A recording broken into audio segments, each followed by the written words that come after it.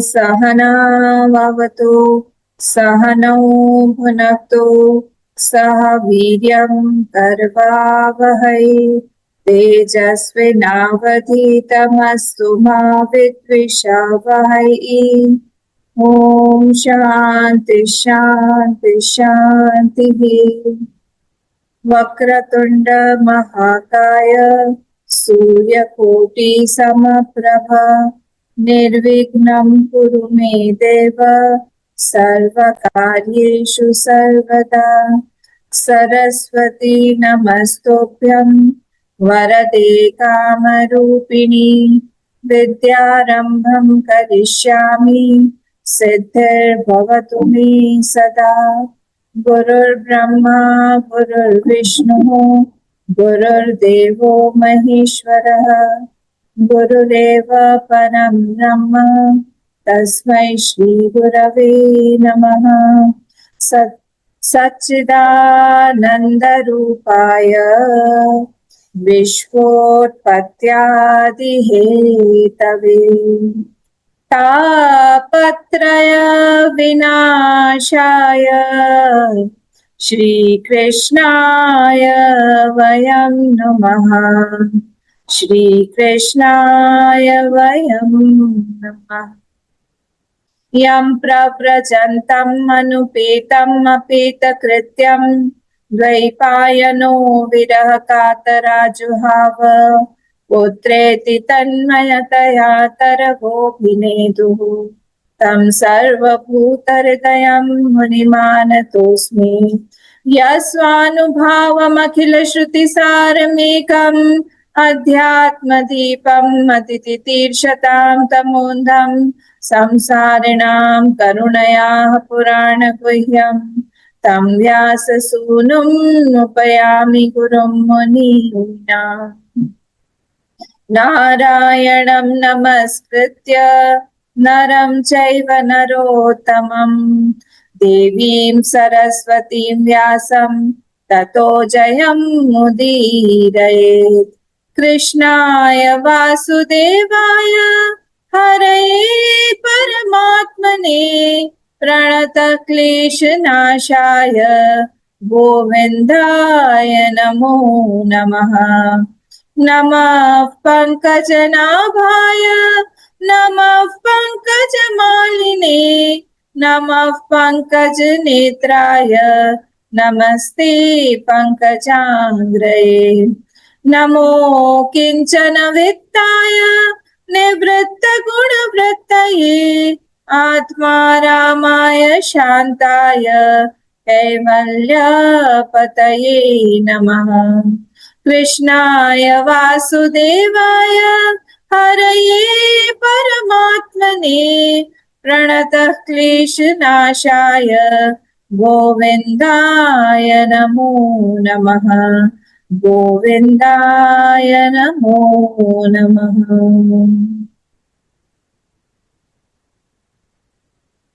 हरिओम। पिछले बार हम लोगों ने 3rd चैप्टर तक देखा था, ठीक है। तो 3rd चैप्टर में हमने देखा था भगवान के अवतारों का वर्णन कि कौन कौन से अवतार हुए भगवान, और हम लोगों ने ये भी देखा था कि इनके अलावा भी ये जो 22 या 24 जो भी गिने हुए अवतार हैं, इनके अलावा भी भगवान ने कोटि कोटि अनगिनत अवतार लिए हुए हैं। अच्छा, आपको एक बात पता है, भगवान जो है अवतार जब लेते हैं एक साधक के लिए या एक भक्त के लिए जो अवतार लेते हैं, कई बार सपोज किसी साधक को भगवान ने दर्शन दिए, तो अगले बार अगर वो दर्शन देंगे तो हो सकता है उनका रूप अलग हो।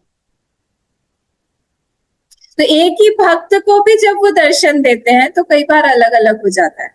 तो भगवान के कितने कोटि कोटि रूप हैं, कितने कोटि कोटि अवतार हैं, कितने तरह से भगवान हमारे मन में, कभी सपने में आते हैं, कभी कितने तरह से हमको इंगित कर देते हैं, कुछ अंदर से हमको अनुभव करवा देते हैं। तो इस तरह से भगवान के अनेकों अनेक अवतार हैं। तो ये सिर्फ बोलने के लिए ये सारे जितने भी अवतार भगवान के बताए थे, तो इसके अलावा भी भगवान के बहुत सारे अवतार माने गए हैं, अनगिनत। ठीक है, अब हम लोग 4th अध्याय पर प्रवेश करते हैं। अब चतुर्थ अध्याय में क्या हुआ, अब जो है हमें एक महर्षि व्यास जी और नारद मुनि की कथा में हम लोग प्रवेश करेंगे। क्या हुआ, अब जब आपको पता होगा ये लोग सब लोग कहाँ बैठे थे, ये लोग सब नैमिषारण्य में थे। तो नैमिषारण्य में कथा चल रही है। अब नैमिषारण्य में कौन किसको कथा बता रहा था, जो सूत जी हैं वो, उनको बैठाया गया और वो शौनक जी जो है उन लोगों ने, सब लोगों ने उनसे प्रश्न किया। तो सूत जी शौनक, अब क्या है, वो जो शौनक जी हैं ये एज में भी बड़े हैं, वयोवृद्ध। देखिए आप लोग फर्स्ट वाला श्लोक की जो फोर्थ चैप्टर का है उसी में लिखा हुआ है, इति ब्रुवाणम संस्तूय मुनिनाम दीर्घ सत्रिणाम वृद्ध कुलपति सूतम, वृद्ध कुलपति सूतम बहुवृचा शौनको ब्रवीत। तो वो कुलपति भी है, मतलब वो उनके अंडर में बहुत सारे स्टूडेंट्स थे, बहुत सारे स्टूडेंट्स थे, यूनिवर्सिटी चलाते थे और वयोवृद्ध ज्ञान वृद्ध दोनों ही थे। पर फिर भी उन्होंने क्या किया, उन्होंने व्यासपीठ पर किसको बिठाया, उन्होंने व्यासपीठ पर जो है सूत जी को बिठाया। इन सब ने मिलकर, शौनक जी के बारे में है ये। तो शौनक जी एल्डर हैं, बड़े हैं, पर फिर भी इन्होंने सबने, क्योंकि इनके पास भी इन्होंने सब चीज का पढ़ाई किया हुआ था, इन्होंने अपने पिता से भी और व्यास जी से भी डायरेक्टली भी पढ़ा हुआ था। अब शौनक उवाच, अब शौनक जी जो है सूत जी को पूछते हैं, क्या पूछ रहे हैं वो, बोले कि आप ये बताइए, जो भगवान सुखदेव जी ने जो कथा कही थी, वो जो भगवान की जो पुण्यमयी वो जो कथा है वो आप हमको सुनाइए।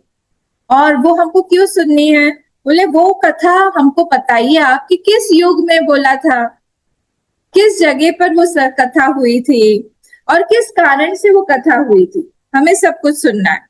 और वो जो जिन्होंने कथा सुनाई थी, वो जो श्री कृष्ण, जो श्री कृष्ण द्वैपायन के पुत्र थे, जिन्होंने और व्यास जी जिन्होंने इनका निर्माण किया था, वो भी कैसे किया वो भी सुनाइए। और जो कथा जिन्होंने सुनाई है, जो सुखदेव जी हैं, उनके बारे में भी जो कहा जाता है वो भी हम लोग को सुनना है। क्योंकि ऐसा कहा जाता है कि उनका तो जन्म होते ही, अभी जो हमने श्लोक पढ़ा, तो वो जन्म होते ही उन्होंने घर छोड़ दिया, वो संन्यास लेने के लिए भागे। और यहाँ पे जो मैं आप लोगों को कथा उसमें बता रही थी, वो यहाँ पर डिटेल में दी हुई है। कौन सी कथा, कि जब वो भाग रहे थे, यम प्रव्रजंतम अनुपेतम अपेत कृत्यम, जब वो भाग रहे थे, जब बिना अपेत कृत्य मतलब उनका संस्कार भी नहीं हुआ था, अभी कोई उपनयन संस्कार नहीं, कुछ भी जात कर्म नहीं, कुछ नहीं, वो भाग रहे। और उस समय कातर होके कौन भाग रहा है उनके पीछे पीछे, उनके पिताजी भाग रहे हैं। कौन है उनके पिताजी, व्यास जी। तो व्यास जी भाग रहे हैं। उस समय में क्या हुआ, उस समय में वहां पे कुछ स्त्रियां जो है वो स्नान कर रही थी। तो वो जब स्त्रियां स्नान कर रही थी वहां पर, वो स्त्रियां जो है फटाक से कपड़ा पहन लेती है इनको देख के, सुखदेव जी को देख, सॉरी व्यास जी को देख के। पर वो उनके पहले ही सुखदेव जी वहां से गए, तब उन्होंने कपड़ा नहीं पहना। तब उन्होंने पूछा कि ऐसा क्यों है, तब उन स्त्रियों ने बोला कि आपके मन में अभी भी स्त्री पुरुष का भेद है, पर इनमें नहीं। तो ये जो है वो कौन है, हमारी आत्मा ही बन गए, मतलब हर एक के साथ में एक है, उनको ज्ञान है, वो पूरे ज्ञानी है।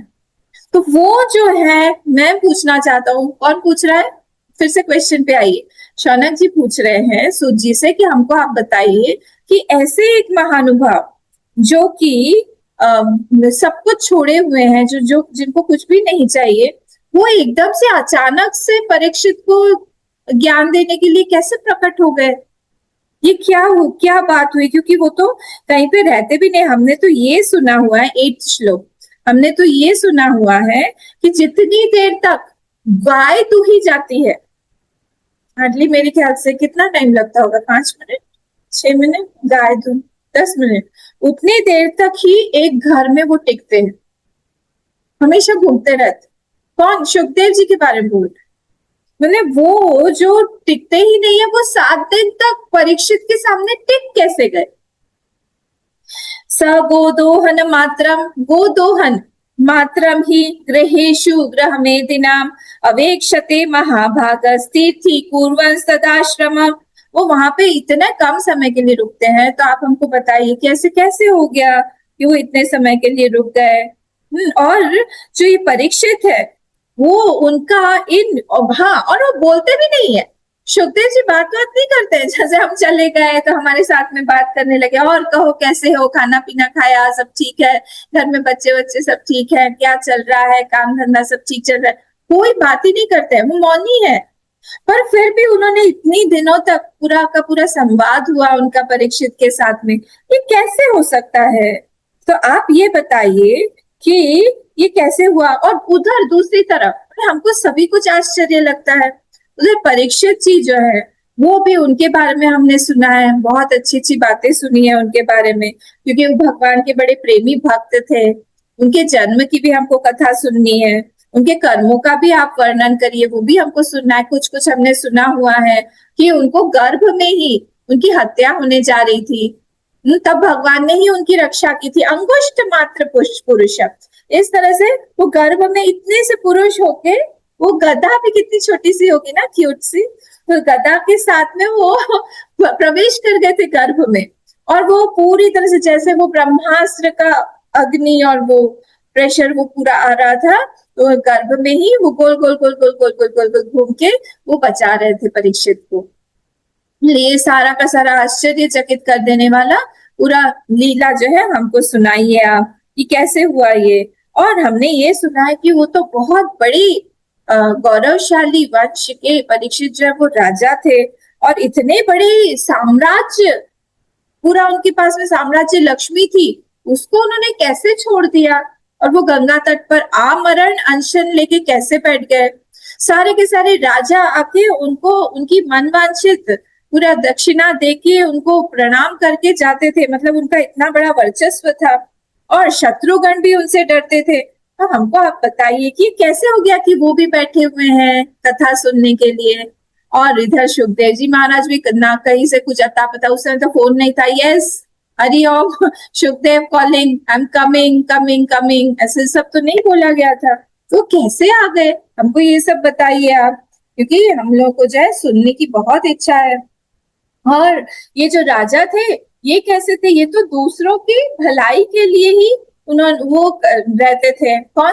परीक्षित जी। तो एकदम से क्या हो गया कि सब चीजों का उन्होंने परित्याग कर दिया, क्योंकि उन्होंने बहुत नाम था उनका परीक्षित राजा का, उन्होंने कलयुग का दमन किया हुआ था, उन्होंने सारे सारे जो अधर्मी लोग थे उन लोगों को वश में किया हुआ था। तो इसलिए आप हमको सब कृपा करके बताइए। अब सूत जी ने कहा, अब सूत जी बोलने लगे, ठीक है। उन्होंने कहा द्वापरे समनुप्राप्ते, द्वापर में देखिए टाइम का जो कंसेप्ट है हमारा, हमारे हिसाब से सनातन धर्म का, हाँ, तो सनातन धर्म में कल्प से चालू हो रहा है ये चतुर्युगी। यहाँ पे कैसे बोल रहे हैं? तृतीय युग पर्याय, बोले ये जो वर्तमान की जो चतुर्युगी चल रही है, ये नहीं बोला अभी इस साल में, अभी क्या चल रहा है, सितंबर 2025 चल रहा है जो, ऐसा नहीं, जो ये चतुर्युगी चल रही है, उस चतुर्युगी में जो तीसरा युग है उसमें द्वापर उसको बोलते हैं, उसमें उस द्वापर में क्या हुआ एक महर्षि पाराशर करके हुए, पता होगा ना पाराशर। तो पाराशर जी ने जो है वो वसु कन्या सरस्वती के गर्भ से, पता होगा ये स्टोरी, उनका व्यास जी का जन्म हुआ, पता है आप लोग। वो नदी खेल रहे थे पाराशर जी, तो ये जो है मत्स्य कन्या थी, कौन? सत्यवती। तो सत्यवती के गर्भ से ही व्यास जी का जन्म हुआ। तो बोले कैसे व्यास जी का जन्म हुआ? जब वो लेके जा रहे थे नाव में इस तरफ से उस तरफ, पाराशर जी बैठे हुए थे, तो पाराशर जी ने एकदम से उनको लगा कि बहुत बड़ा कोई जीव बोले या भगवान बोले, उनका जन्म होने वाला है, क्योंकि व्यास जी तो भगवान की अवतार है ना, अंश कला अवतार है। तो उन्होंने कहा कि होने वाला है, अब वो मेरे ही थ्रू होने वाला है, अब मुझे आसपास में तो कोई दिखाई नहीं दे रहा है।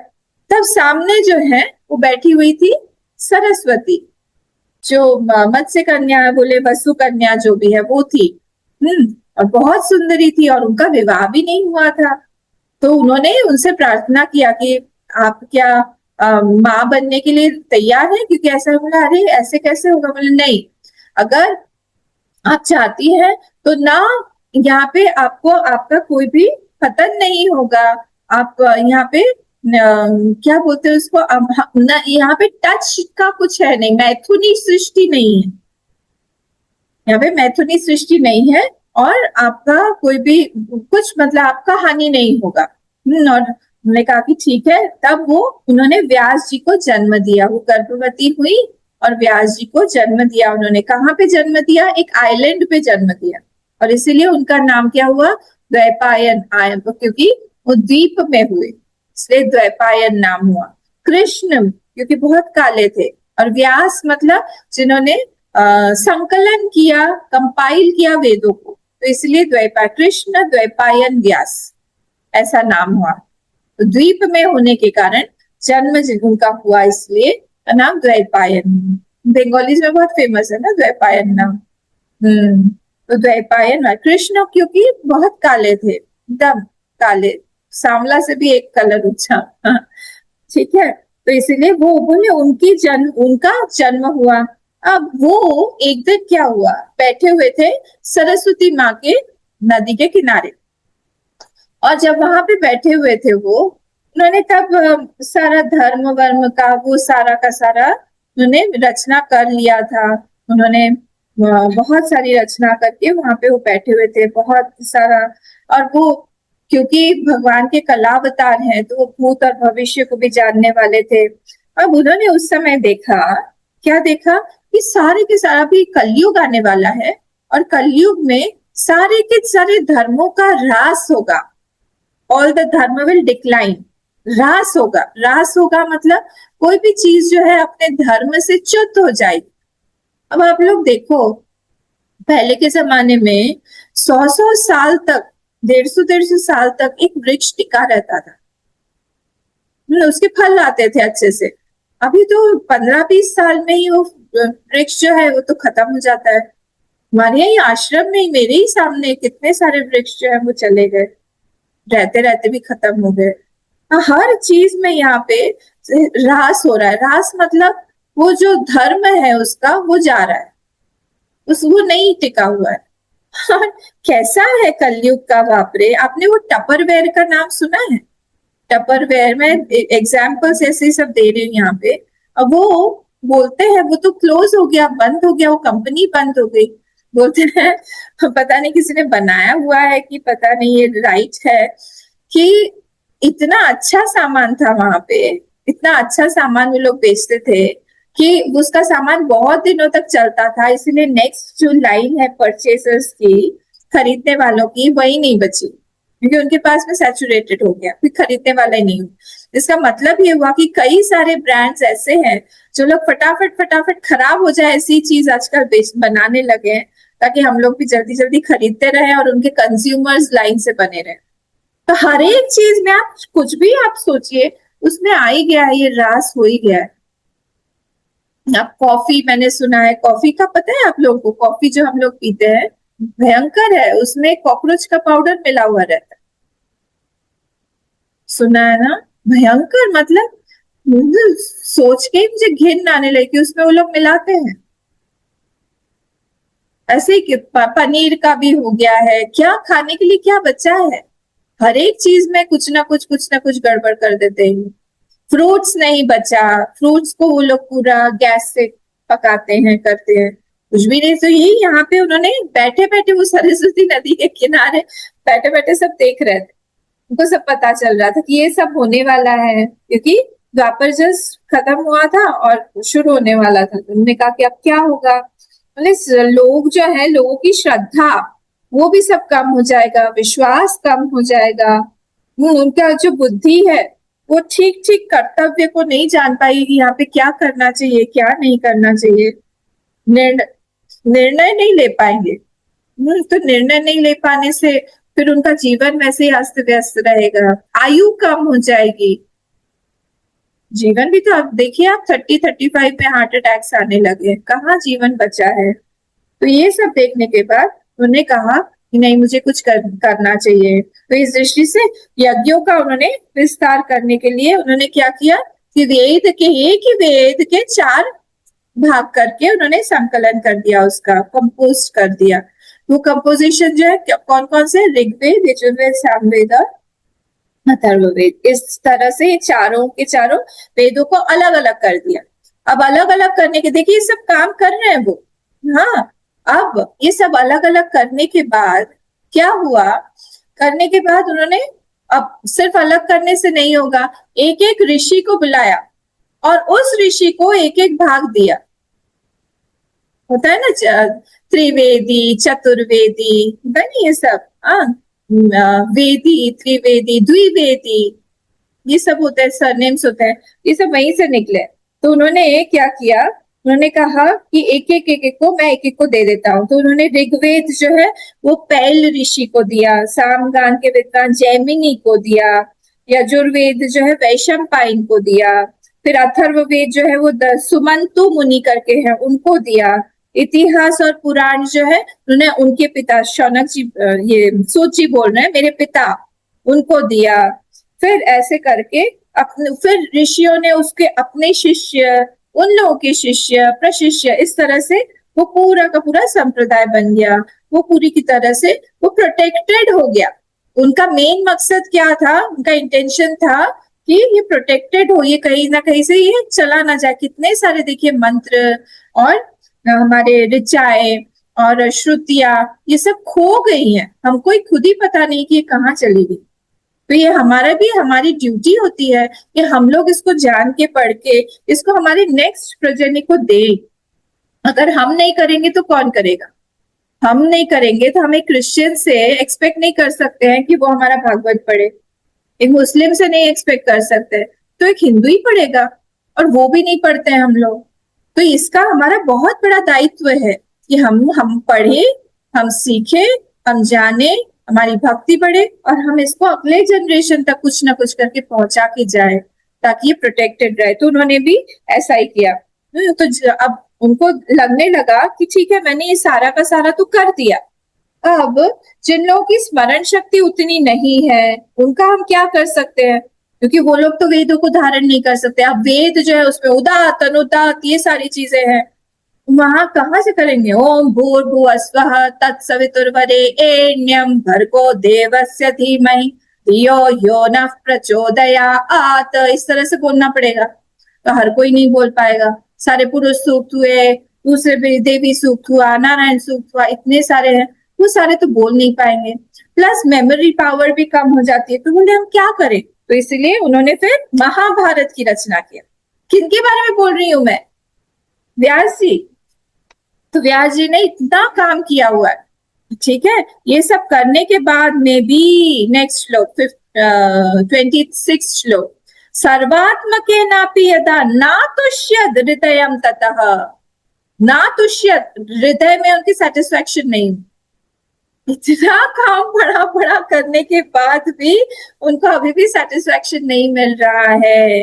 हाँ, पूरी तरह से अपना सब कुछ, अपना जीवन सबके कल्याण के लिए लगा दिया, उसके बाद भी उनको संतोष नहीं हुआ, और वो खिन्न मन से, दुखी मन से, नॉट वेरी हैप्पी, दुखी भी नहीं बोलेंगे बट नॉट सेटिस्फाइड, एक मूड होता है ना जिसमें हमको पता नहीं चल रहा, हमने इतना कुछ किया फिर भी full satisfaction is not there.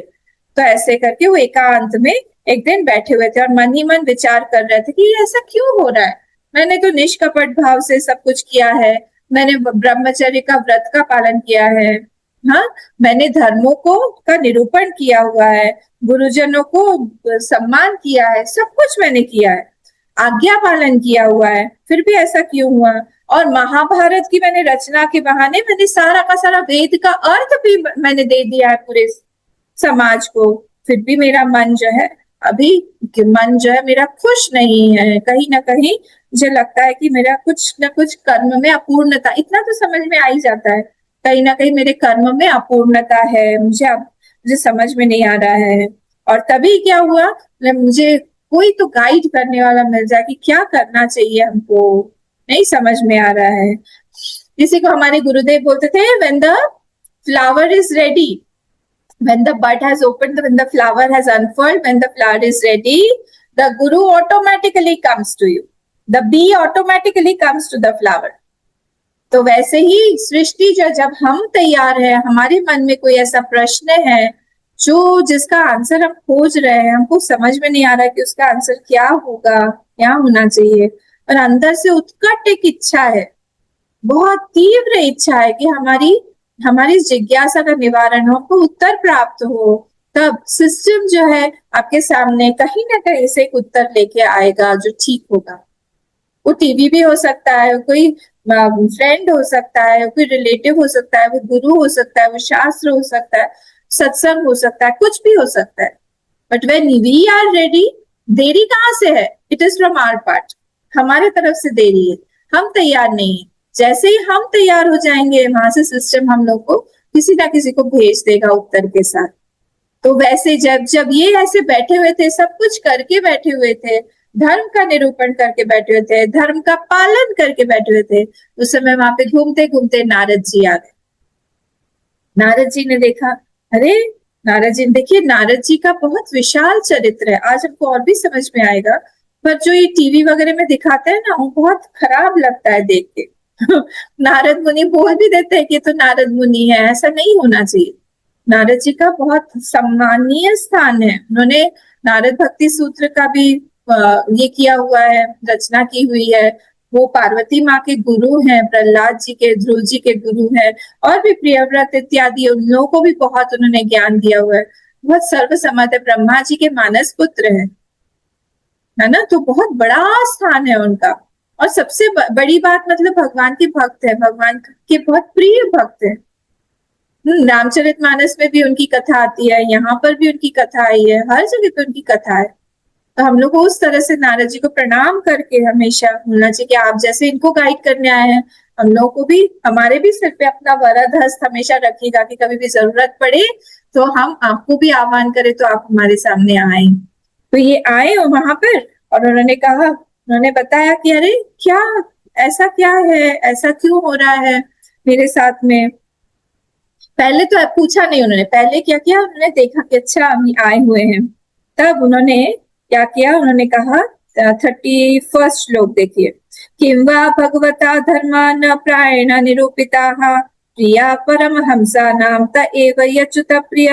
उन्होंने बैठे वो, और बैठ के उन्होंने सोचने लगे वो कि क्या ऐसा क्यों हो रहा है मेरे साथ में, कि मैंने सब कुछ करने के बाद भी नहीं। देखिए, दो तरह के धर्म होते हैं, दो तरह के कौन से धर्म होते हैं?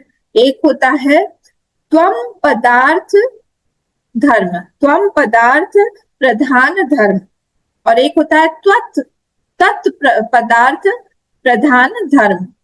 फिर से, त्वम पदार्थ प्रधान धर्म, ये होता है जब हम लोग हमारे कर्ता को, हमारी कोई इच्छा को बढ़ाने के लिए हम लोग कोई उपासना कर रहे हैं। जैसे हम लोग ने हवन किया, हवन करके हमारी इच्छा क्या है कि हम लोग स्वर्ग में जाए या अच्छी परिस्थिति मिले, हमारी बेटी का विवाह नहीं हो रहा है, उसको एक अच्छा पति मिल जाए, या फिर हमारा जो जॉब है वो नहीं मिल रहा है, वो जॉब लग जाए, तो हम हवन करवा रहे हैं। किसी की तबीयत खराब है घर में, उसका निवारण करने के लिए हमने महामृत्युंजय हवन करवाया, है ना। ये सब होता है त्वम पदार्थ प्रधान, हमारे लिए त्वम पद है, तत्पद है ना, ये जो वेदांत जानते हैं उनको पता होगा। तत्पद मतलब भगवान परमात्मा, और त्वम पद मतलब जीव, हमारे लिए।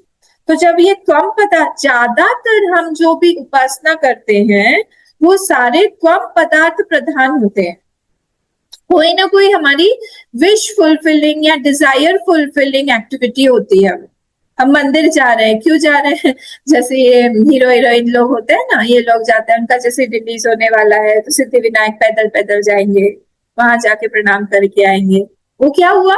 वो त्वम पदार्थ प्रधान साधना है। वहां पे जा रहे हैं वो लोग क्योंकि उनकी कोई मनोकामना उनकी पूर्ण करनी है, कोई इच्छा पूर्ण करनी है, इसीलिए वो लोग वहां पे जा रहे हैं। हाँ, अब ये दूसरा वाला क्या है? ये है तत्पद पद प्रधान, तत् पदार्थ प्रधान। अब ये तत्पदार्थ प्रधान साधना कौन सी होती है? जहां पर हम उपासना करके हम भगवान को प्रसन्न करना चाह रहे हैं।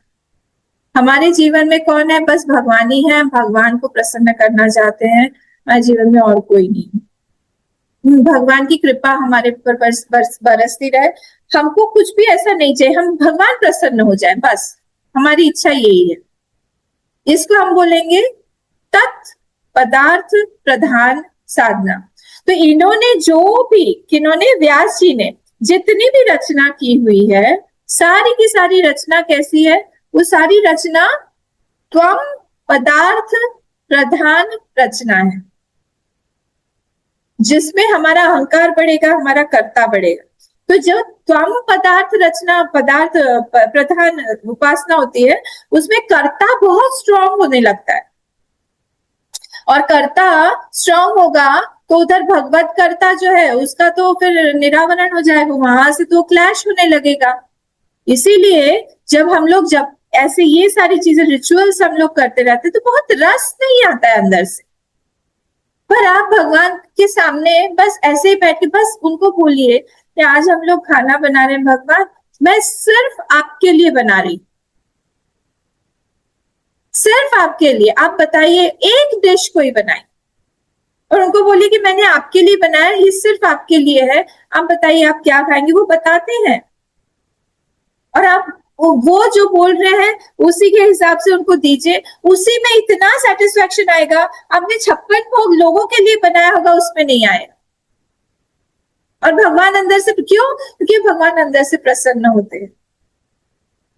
तो इसीलिए यहाँ पर क्योंकि इन्होंने, व्यास जी ने त्वम पदार्थ प्रधान साधना, सारे धर्मों का निरूपण किया था, इसीलिए उनको अभी भी सेटिस्फेक्शन नहीं हो रहा था। ये सारे के सारे जितना भी धर्म करो, ये करो, वो करो। अब क्या हुआ? आगे बढ़ते हैं। अब जब उन्होंने देखा कि नारद जी सामने बैठे हुए, नारद जी आए हैं, उन्होंने उनका स्वागत किया।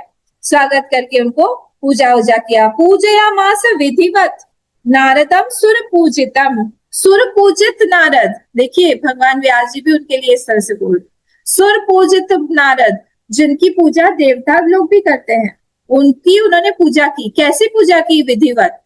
ये कई तरह की पूजाएं होती है, तो पूजा कैसे करनी चाहिए? जब कोई महात्मा आए सामने हमारे, या कोई सन्यासी आए, या कोई भक्त आए, या हमारे घर में अतिथि आए, तो समय के हिसाब से, देश और काल के हिसाब से, और अपने सामर्थ्य के हिसाब से पूजा करनी चाहिए।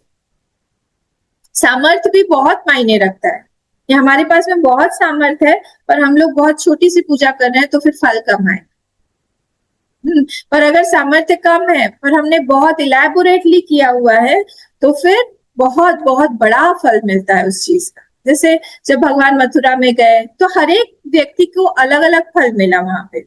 जो टेलर था, उनसे उन्होंने कपड़ा मांगा तो उन्होंने नहीं दिया, तो उसको अलग फल मिला।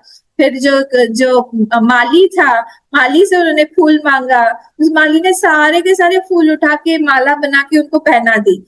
और भगवान श्री कृष्ण को अलग, और दाऊ को अलग, बलराम जी को अलग, दोनों के कलर को, कंप्लेक्शन को मैच करते हुए अलग अलग फूलों की माला दी।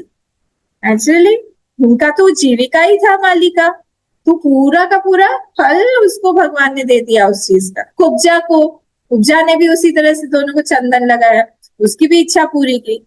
तो इस तरह से यहाँ पे वो षोडशोपचार पूजा आपने सुना होगा, जिसमें 16 स्टेप्स है। कोई षोडशोपचार पूजा करता है, कोई अष्टोदशोपचार करता है, कोई राजोपचार करता है, कोई महाराजोपचार करता है। मुझे याद है हमारे जो आचार्य जी है, एक बार किसी के घर गए थे, मैं बहुत छोटी थी तब, किसी के घर गए थे, और वहां पे एक ओल्ड लेडी रहती थी, उनके घर में भिक्षा थी। तो गए वहां पे, और उनका एकदम नैरो सी गली थी, एकदम पतली सी गली, और गली के लास्ट में उनका घर था। तो अंदर तक सब लोग कार वार तो जा नहीं सकते छोड़ने के लिए, तो बाहर ही रुक गए थे। वो लेडी जो है हाथ में शंख लेके गली के मुख पर खड़ी हुई थी, द्वार पर एकदम आगे आके। और जैसे ही स्वामी जी वहां से उतरे, गाड़ी से उतरे, और ये जोर से शंख बजाने लगी, और दौड़ते दौड़ते दौड़ते शंख बजाते बजाते बजाते बजाते घर में आके लेके आए। भाव समझ में आता है ना क्या है, सिंपल सा एक एक्ट है, पर भाव समझ में आता है उससे। तो ये विधिवत नारदम सुर पूजितम, उन्होंने वहां पे क्या होगा, वो खुद ही वहां पे कुटिया में रहते थे व्यास जी, नदी का तीर था जो भी है उनसे, पर भाव के साथ में उनकी पूजा किया। अब नारद जी ने मुस्कुराकर कहा कि क्या बात है, आप ऐसे असंतुष्ट से क्यों लग रहे हैं, बताइए तो। आपने तो इतनी बड़ी बड़ी चीजों की रचना की है, महाभारत की रचना की है, वेदों का संकलन किया है, बड़ी अद्भुत अद्भुत काम किया हुआ है, तो बताइए आपका ऐसा क्यों है कि सब कुछ आपने तो, आप तो ब्रह्म ज्ञानी है, तत्व को भी जानिए, क्योंकि भगवान के ही वो कलावतार हैं, भगवान के अवतार हैं, पुरुष हैं। तो उन्होंने ये बताइए क्या हुआ, बताइए तो। तब व्यास जी ने उनको कहा, अस्तु एवं में, आप सही बोल रहे हैं, ऐसा ही है। अब हम 5th वाले अध्याय में पहुंच गए हैं, 5th पे आप 5th वाला मंत्र श्लोक देखिए। अस्तु एवं में सर्वमिदं तयोक्तम तथापि नात्मा परुतुष्यते में, आप सही बोल रहे हैं, मैंने सब कुछ किया हुआ है, ऐसा होने पर भी मेरा जो हृदय है वो संतुष्ट नहीं है, बताइए तो क्यों ऐसा हो रहा है। हाँ, तब ये बोलते हैं कि ये तो आप तो स्वयं कौन है, ब्रह्मा जी के मानस पुत्र हैं, और इसीलिए मैं आपसे पूछना चाह रहा हूँ कि आप बताइए इसमें क्या कारण है। कौन मानस पुत्र है, नारद जी। तो व्यास जी बोलते हैं, आप मानस पुत्र हैं, आपको तो सारी चीजें पता है, आपको तो गोपनीय से गोपनीय रहस्य भी सृष्टि का पता है, आप मुझे बताइए। और आप तो सब जगह पे भ्रमण करते हैं, उनको श्राप दिया था ना दक्ष प्रजापति ने, जो कहीं पे भी एक जगह पे टिक नहीं पाएंगे, है ना, क्योंकि सबको पकड़ पकड़ के सन्यासी बना रहे थे, तो इतना नाराज हो गए दक्ष प्रजापति, उन्होंने कहा कि जाओ, तुम कहीं पे टिक ही नहीं पाओगे, सन्यास की दीक्षा कहाँ से दोगे। तो ऐसे करे, तो उन्होंने कहा कि आप तो हर जगह पे भ्रमण करते रहते हैं और सबके मन में भी आप योग बल से, आप मुझे बताइए क्या है बात। तब ये वाला श्लोक प्लीज अंडरलाइन कर लीजिए और याद करिएगा इसको। कौन सा वाला, 8th श्लोक। क्या बोल रहे हैं यहाँ पे, भवतानुदित प्रायम यशो भगवतो मलम ये नैवासो न तुष्येत मन्ये तद दर्शनम खिलम। बोल रहे हैं यहाँ पे कि आपने जो भी कुछ हमने बना लिखा हुआ है आपने भगवान का, कि निर्मल यश का जो गान है वो नहीं किया है, भगवान की यश का गान नहीं किया है, भक्ति बढ़ा देने वाला जो यश है उसका गान नहीं किया है। और इसीलिए मेरी ऐसी मान्यता है कि इसीलिए जहां जिस भी कार्य से हमारे भगवान संतुष्ट नहीं होते हैं, वहां पर हमारा भी मन असंतोष ही रहेगा, असंतुष्ट ही रहेगा, संतोष नहीं आएगा, क्योंकि भगवान वहां पे प्रसन्न नहीं है। आप बाहर का कितना भी काम कर लीजिए, पर अगर वहां पे भगवान का निर्मल यश नहीं बढ़ रहा है, भगवान उससे प्रसन्न नहीं है, तो फिर उसमें हमको भी तृप्ति नहीं होगी। तो आपने धर्म आदि खूब पुरुषार्थों का निरूपण किया हुआ है, पर क्या हुआ, मेरा ऐसा मानना है कि खूब सुंदर रचना हो, कोई पोएम हो, उसमें खूब अच्छे से ऑर्नामेंटल वर्ड्स हो, बहुत सुंदर सुंदर चित्र विचित्र पद हो उसमें, पर उसमें भगवान का कोई वर्णन नहीं है।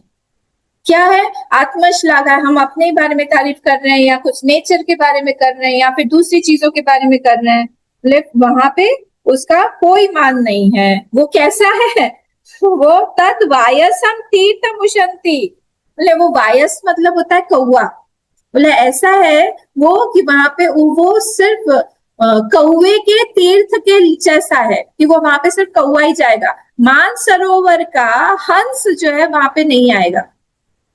मानसरोवर के हंस को वहां पे बुलाने के लिए आपको भगवान का यश बोलना पड़ेगा, उसका गान करना पड़ेगा। इसीलिए, और इसके विपरीत कौन बोल रहा है, नारद जी बोल रहे हैं, नहीं इसके विपरीत ऐसी ऐसी कोई रचना है जहां पर बहुत बहुत सुंदर वर्ड्स नहीं है, बहुत पोएटिक नहीं है, पर उसमें पूरी तरह से भगवान के बारे में लिखा हुआ है, उनके चरित्र के बारे में लिखा हुआ है, उनका गुणगान किया हुआ है, उनकी महिमा के बारे में बताया हुआ है, तो फिर क्या होगा, तो फिर वो जो है उससे आपको बहुत संतुष्टि होगी, ठीक है, वो उससे कहीं बढ़कर है। इसलिए मुझे ऐसा लगता है कि आपको भी भगवान की यश का निर्मल गान जो है वो करना चाहिए, ठीक है। और इसलिए वो क्योंकि आपका नहीं हुआ है, इसीलिए आपके अंदर से आपका मन असंतुष्ट है, सब कुछ कर लिया पर फिर भी असंतुष्ट है। और इसीलिए आपकी जो दृष्टि है व्यास जी, वो तो बहुत अमोघ है। आप स्वयं ही भगवान के अवतार हैं, आप भगवान के कलावतार हैं। तो इसलिए मैं आपको प्रार्थना करूंगा, आप अकेले में जाके बैठिए और आप समाधिस्थ होइए, भगवान की लीलाओं का फिर से स्मरण करिए और सारी लीलाओं को अपने सामने देखिए और सामने देखते हुए उसको फिर से लिखने लगिए। नारद जी की ही प्रेरणा है, तब जाके भागवत हमारे हाथ में है। देखिए इसीलिए ये चीज जो है बहुत अनमोल है हमारे लिए। तो इसीलिए आप ऐसा करिए, आप समाधि के द्वारा उस भगवान की लीलाओं का स्मरण कर कीजिए 13 श्लोक में। ठीक है, उन्होंने कहा कि ठीक है ठीक है। और उन्होंने ये भी ततोन्यथा किंचन यत् विक्षतः पृथक दृशस्तत्कृत रूप नाम भी न कुत्रचित् क्वापि च दुस्थिता मतिर् लभेत वाताहत नौरिवास्पदम। इस संसार के जो लोग हैं वो तो विषयों में फंसे हुए हैं बेचारे। उनको तो बस सुबह से लेकर शाम तक उनकी दिनचर्या में यही है कि सुबह से ऑफिस जाना है, फिर शाम को आते हैं घर में आके खाना पीना, बच्चों को देखते हैं, फिर से जाके सो जाते हैं, फिर अगले दिन की तैयारी करते हैं। इसी में फंसे हुए रहते हैं वो लोग।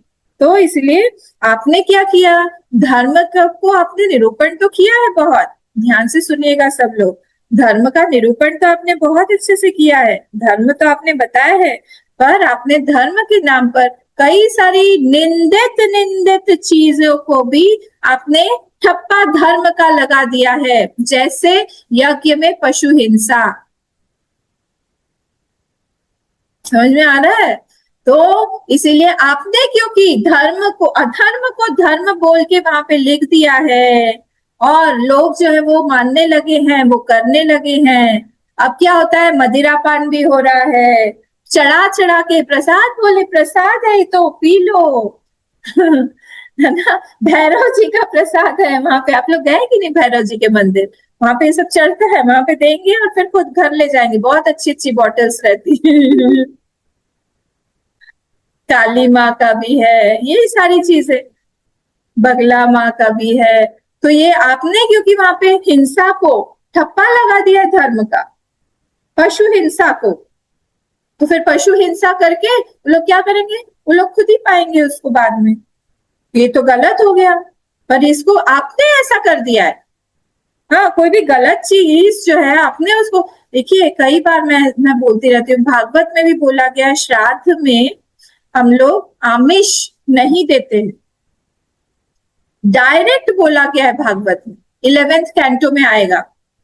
तो अलाउड ही नहीं है कि हम श्राद्ध करें, और श्राद्ध में जब लोगों को या और बहुत इलैबोरेट भी नहीं करना चाहिए, उसमें ये भी दिया है बहुत सिंपल, ब्राह्मणों को चाहे तो 1 2 3 4 जितने भी कम से कम हो उतना खिला के उसी से ही हमारा श्राद्ध हो जाएगा।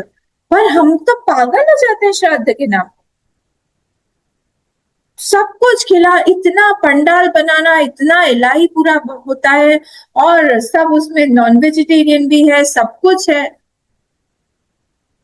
मत्स्य स्पर्श क्या होता है, तो जो भी है वो तो है, श्राद्ध का ही एक वो ही है। तो ये सब तो अलाउड है ही नहीं, बिल्कुल अलाउड नहीं है, उसी के नाम पर हम लोग करते हैं। तो ये यहाँ पर उन्होंने ये कहा कि क्योंकि आपने यज्ञ में बोल दिया है पशु बलि वगैरह अलाउड है, तो वो तो फिर सब उल्टी बातें, और लोगों को तो ये सारी बातें अच्छी लगती है और वो लोग यही करने लगे। आप मना करोगे वो नहीं करेंगे, पर ये सब गड़बड़ चीज में आप हाल है तो वो लोग सब करने के लिए एक पैर पे खड़े रहेंगे कि हाँ हमको ये करना है, यही हमारा मुख्य धर्म है, यही करके वो लोग करेंगे। ठीक है, तो इसीलिए ये पारमार्थिक बुद्धि से रहित हो गई है लोगों की बुद्धि कि हम लोगों को क्या करना चाहिए क्या नहीं करना चाहिए। इसीलिए आप सब सर्वसाधारण के लिए, लोगों को समझने के लिए, जिनको नहीं समझ में आता उनके लिए आप भागवत धर्म का निरूपण करिए, आप उनकी भगवान की लीलाओं कथाओं का गान करिए। हाँ, और इसलिए क्या करिए आप, तस्यैव हेतु प्रत्येत कोविदः, संसार के जो विषय सुख हो उनके जैसे बिना चेष्टा के दुख मिलता ही है। बहुत इंपॉर्टेंट है ये वाली लाइन, लेकिन हम चेष्टा नहीं, हम क्या दुख के लिए चेष्टा करते हैं? दुख आए हमको, आए आए फिर भी आता है। बोले वैसे ही सुख के लिए हम चेष्टा क्यों करते हैं? सुख भी अपने आप जो हमारे प्रारंभ में वो आएगा ही। तो इसीलिए यहाँ पे बिना चेष्टा के ही हमको जैसे दुख आता है वैसे सुख भी आएगा जो हमारे प्रारंभ में है। उसके लिए खासकर कोई विशेष हमको प्रयोजन नहीं करना चाहिए, अपने आप ही आता रहेगा। सत्कर्म करते रहो। आप क्या करें? आप तो भगवान, स्वयं भगवान की कलावतार हैं, पुरुषोत्तम भगवान के। इसलिए विद्वानों ने इस बात का जो निरूपण किया है कि मनुष्य की तपस्या, वेदाध्ययन, यज्ञानुष्ठान, स्वाध्याय, ज्ञान और दान जो है यही सिर्फ करना चाहिए, और पुण्य कीर्ति कृष्ण भगवान की लीलाओं का वर्णन करना चाहिए। आप यही करिए, आप इसके लिए रचना करिए। ये सब कुछ बोला उन्होंने। उसके बाद उन्होंने कहा, देखिए इतने बड़े भगवान व्यास जी, हाँ व्यास जी भगवान के कलावतार है, पर फिर भी उनका भी सत्संग से ही मन ठीक हुआ। ये सत्संग इतना ज्यादा इंपॉर्टेंट है कि उनका भी मन जो है सत्संग से ही ठीक हुआ यहाँ पर। तो हम लोग जो है, हम लोग को भी एक दिन भी ऐसा नहीं होना चाहिए जब हमारा सत्संग छूटे। ठीक है, तो इसलिए यहाँ पे ये बोल रहे हैं कि मैं अब आपको बताता हूँ मेरे जीवन के बारे में। मैं पिछले जीवन में, मैं पिछले जन्म में एक दासी पुत्र था। मेरी माँ जो है दासी थी, और हम लोग जो जहाँ पे ब्राह्मणों की दासी थी, तो हम लोग जहाँ पे रहते थे वहां पर चातुर्मास जो होता है ना, तो चातुर्मास करने के लिए कुछ संत आए, और वो संत लोग जो है हमारे घर में ही रहे, रुक गए। तो मैं बहुत छोटा था, पर मैं बहुत शांत था। मेरा ध्यान बहुत खेलने वेलने में नहीं जाता था। मैं सिर्फ 5 साल का ही था, तो कितना छोटे से हूँ। और मैं बहुत अपने मन को वश में रखता था। मैं ज्यादा बातचीत नहीं करता था, और मैं आज्ञा का पालन करता था, बहुत चंचल नहीं था। ये सारे के सारे गुणों के कारण मेरी माँ ने और सब लोगों ने मिलके उन महात्माओं की सेवा में मुझे लगा दिया। तो मैं सेवा करता था उनकी। तो मैं जब सेवा करता था, मैं उनको, उनकी अनुमति से उनका काम करता था। भूख लगती थी तो मैं उन्हीं का ही उच्छिष्ट, उच्छिष्ट बहुत पावरफुल होता है, हाँ उच्छिष्ट को क्या बोलते हैं ऐसे, चूटन जो बोलते हैं ना, वो उनका प्रसाद रूप से मैं एक टाइम खा लेता था जो भी बचा खुचा होता था। ऐसे करके ही 4 महीने जो है चातुर्मास के निकल गए, और ऐसे करते करते करते उनकी सेवा से मेरे सारे के सारे पाप जो है वो धुल गए। और धीरे धीरे, और जब टाइम बचता था तब मैं क्या करता था, तब मैं उनसे सत्संग करता था। वो जो भी सत्संग करते हैं वो सब मैं सुनता था। तो स्टोरीज सब, भगवान की सुंदर सुंदर स्टोरीज वगैरह ये सब करता था। और फिर क्या हुआ, ऐसे कर करके धीरे धीरे 4 महीने जो है वो खत्म हो गया। और तब मेरे मन में भी रोज रोज भगवान की नई नई कथा, नई नई लीलाएं, नए नए पद सुन सुन के क्या हुआ, मेरे मन में भी बहुत भगवान के प्रति बहुत भक्ति बढ़ गई, रुचि हो गई कि मैं भी और भी जानूं, और भी सुनूं, और भी उनके कीर्ति को जानूं, क्या क्या लीलाएं की हैं वो जानूं। और ऐसे करते करते इस प्रकार शरद और वर्षा ऋतु ये दोनों चले गए, हो गए खत्म। अब वो जो महात्मा लोग थे उनके जाने का टाइम हो गया, तो वो लोग जाने लगे। तब उन्होंने देखा कि मैं जो हूँ बहुत उन पे आश्रित हूँ, बहुत मेरा मन जो है विचलित हो रहा है। तब उन्होंने मुझे दीक्षा दिया, भगवान के का मंत्र दिया, मुझे ज्ञान दिया, भक्ति के लिए क्या करना चाहिए उस सब उपासना सिखाई, और फिर वो उपदेश देके वो लोग चले गए। इस तरह से क्या हुआ, धीरे धीरे धीरे धीरे मेरा जो मन है वो मैं करने लगा, सारे के सारे कर्मों को अर्पित करके करने लगा। यहाँ बहुत एक सुंदर श्लोक है, ये कौन सा वाला है, 34th श्लोक। एवं नृणाम क्रिया, देखिए 33rd भी पढ़ लेते हैं। आमयो यश्च भूतानां जायते येन सुव्रत तदेव यामयं द्रव्यं न पुनाति चिकित्सितम्। एवं नृणाम क्रिया योगाः सर्वे संश्रुति हेतवः तएवात्म विनाशाय कल्पन्ते कल्पिताः परे। यहाँ पे ये बोल रहे हैं कि जैसे संसार में होता है, कोई भी वैक्सीन कैसे बनता है, वैक्सीन कैसे बनता है, अगर सपोज स्नेक का दंश है, जैसे सर्प दंश है, स्नेक बाइट, तो स्नेक बाइट में जो दिया जाएगा, इंजेक्शन दिया जाएगा, उसमें स्नेक का पॉइजन होगा कि नहीं, है ना। जो कोविड का वैक्सीन था, वो कोविड के वैक्सीन में क्या होगा, वो कोविड का जो वायरस है वो रहेगा इनएक्टिवेटेड, हाँ, वो डेड रहते हैं, पर वो रहते हैं। पोलियो के वैक्सीन में क्या होता है, पोलियो के जो वायरस या बैक्टीरिया, मुझे पता है, वो सब रहेगा।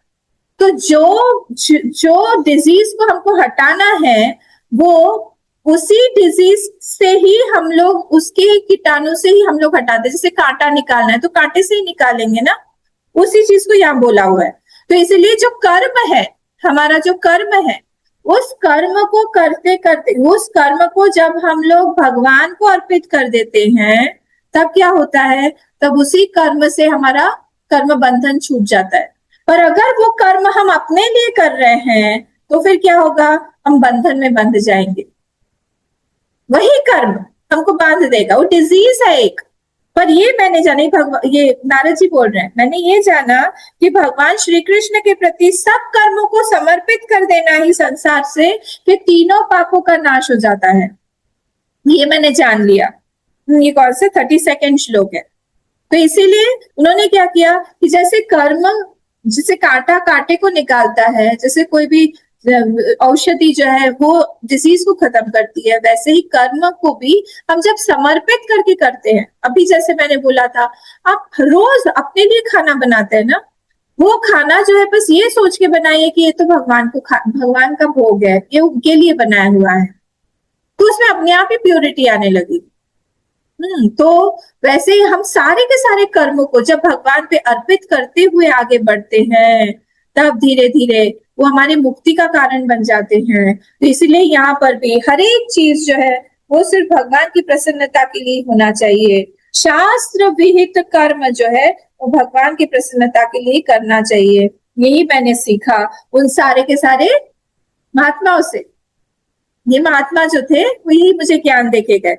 तो जब मैंने भगवान की आज्ञा से इस प्रकार पालन किया और जाना और सब कुछ किया, तो अब उन्होंने, भगवान ने क्या किया, भगवान ने भी मेरे अंदर में क्या किया, जो खूब भक्ति प्रदान की मेरे अंदर से अपने आप ही। देखिए, भक्ति हम नहीं ला सकते कुछ करके भक्ति नहीं आती है कि हम ये करेंगे तो हमारे अंदर भक्ति आ जाएगी, ऐसा नहीं है। भक्ति कैसे आएगी, भक्ति भगवान की ही की कृपा से ही आएगी। अगर हम उनको बार बार बोलते रहेंगे, उनको जो पसंद है वैसा करते रहेंगे, तभी भक्ति आएगी, अन्यथा भक्ति नहीं आएगी।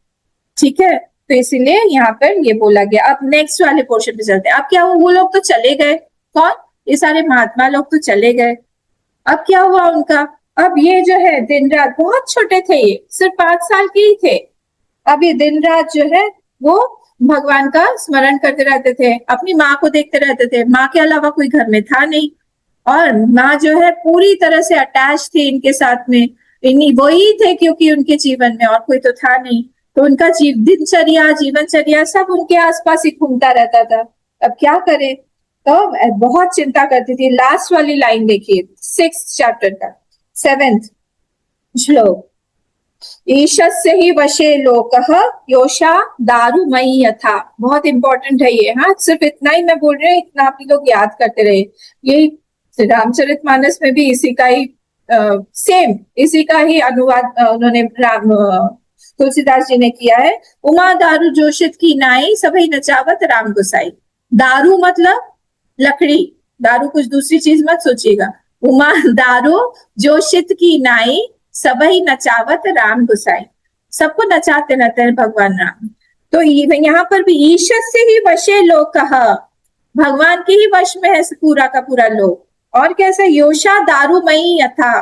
दारूमयी मतलब जैसे कठपुतली, दारूमयी, योषा मतलब जो कठपुतली होती है, काठ की जो पुतली होती है, वो जैसे कठपुतली के नचाने वाले के हाथ में होते हैं, वैसे ही यहाँ पर भी सब कुछ उसी भगवान के हाथ में है। मैं तो सोच रहा था क्या करूं इस माँ का, क्या करूं क्या करूं क्या करूं। एक दिन रात में वो गाय को दुहने के लिए अंधेरे में निकली, और अंधेरे में समझ में नहीं आया तो पांव जो है सर्प से छू गया, नेचुरली सांप ने काट लिया और वो चल बसी।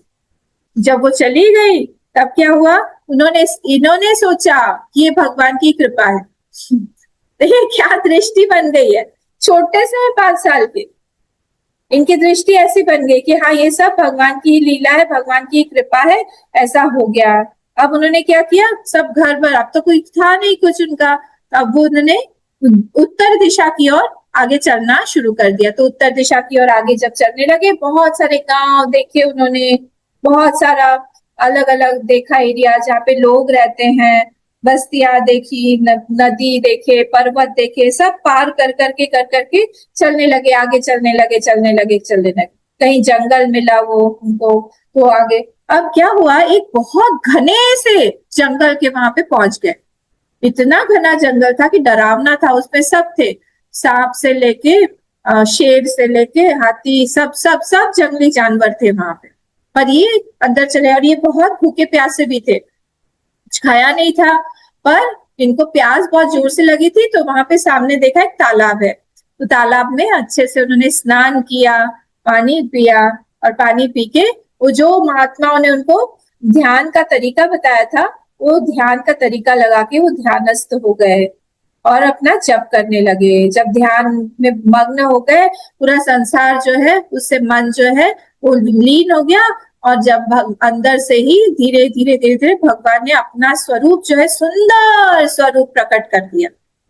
खूब सुंदर सा स्वरूप, इमेजिन करिए, एकदम घने जंगल में अंधेरा है, कहीं से इतना अंधेरा था वहां पे, सूर्य की किरण नहीं पहुंच पा रही थी, और ये बच्चा छोटा सा बैठा हुआ है भगवान के ध्यान में, और भगवान अंदर से प्रकट होके उस मुस्कुरा रहे हैं, और वो भगवान के छवि को देख देख के पूरा लीन हो गया भगवान, पूरी तरह से भगवान ने उनको अपना दर्शन दे दिया।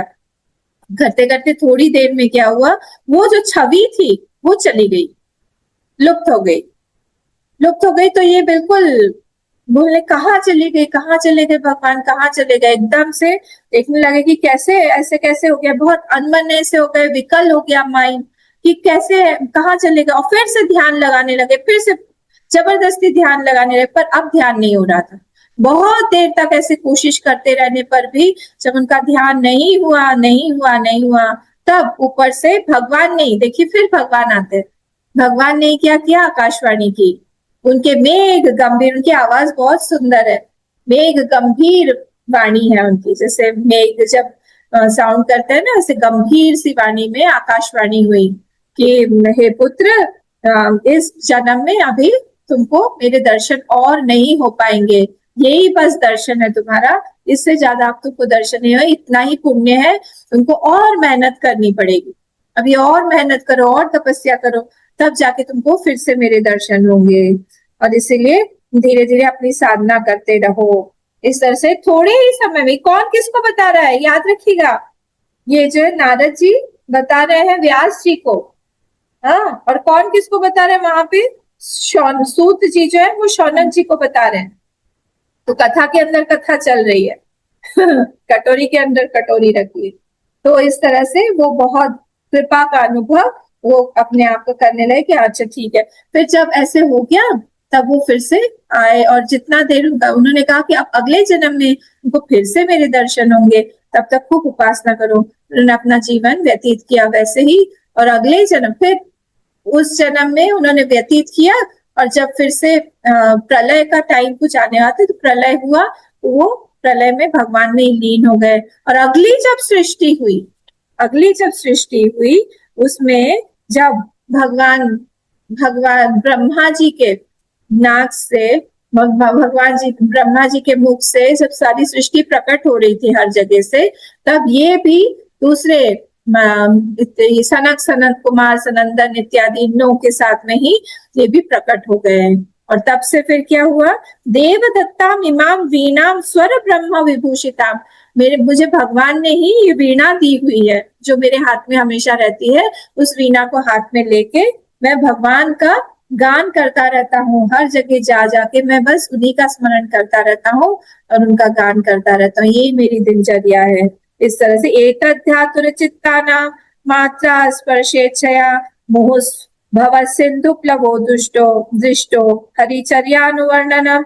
और मेरा एक ही काम है बस, मेरा एक ही काम है कि मैं भगवान का स्मरण करता रहता हूँ। जिन लोगों का चित्त जो है संसार में लगा हुआ है, मन वहां पे लगा हुआ है, उनके लिए एकमात्र भगवान का नाम ही जो है वही पार लेके जा सकता है उनको। ये मैंने अपने जीवन में जान लिया, इसीलिए व्यास जी मैं आपको भी बता रहा हूँ, आप भगवान के नामों को स्मरण करके उनकी लीलाओं को स्मरण करके कुछ ऐसी रचना करिए। यमादिभिर योग पथै काम लोभ हतो मुहुः मुकुंद सेवया यद्वत् तथात्माधान शाम्यति। ये बहुत सारी चीज, योग बोल दिया है, यमादि बोल दिया है, इन सब से कुछ भी नहीं होता है। ये सब से कुछ भी नहीं होगा। आप मुकुंद सेवया यद्वत् तथात्माधान शाम्यति, जिस तरह से श्री कृष्ण भगवान की सेवा से या फिर उनके नाम से हम लोग को शांति मिलेगी, वो ये चीज योग याग आदि से नहीं मिल सकती है। इसलिए आप ऐसा ही करिए, ठीक है। तो भगवान व्यास जी ने कहा मैं धन्य हो गया, आपने मुझे ये बताया, मैं ऐसा ही करूंगा। और यहाँ पे आखिरी वाला श्लोक पढ़ लेते हैं। अहो देवर्षि धन्योयम यत् कीर्तिम शारंग धन्वना गायन माद्यन निदम तंत्र्या रमयत्यातुरम जगत। बोले वो देवर्षि नारद जो है वो धन्य धन्य है। बोले क्यों धन्य है? क्योंकि ये भगवान का नाम का कीर्तन हमेशा वीणा पर गा गा कर करते रहते हैं। स्वयं तो रहते ही आनंद मग्न और दूसरों को भी करते रहते हैं। भगवान का नाम स्मरण ऐसा ही है। आज यहाँ पे नाम था हमारा, हमने देखा, हम कहीं और ही ट्रांसपोर्ट हो जाते हैं, कहीं और ही चले जाते हैं। तो इसीलिए उसी में ही आनंदित रहना चाहिए। बाकी संसार की तो कथा नहीं है, व्यथा है। और भगवान की सिर्फ कथा हो सकती है, बाकी सब व्यथा ही व्यथा है। तो इसी को स्मरण करते हुए हम लोग को हमेशा भगवान का ही ध्यान करना चाहिए। आज हमारा टाइम हो गया है, हम फिर से कल मिलेंगे।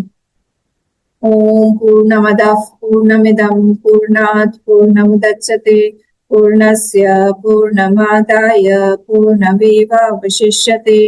ओम शांति शांति शांतिः। हरि ओम। श्री गुरुभ्यो नमः।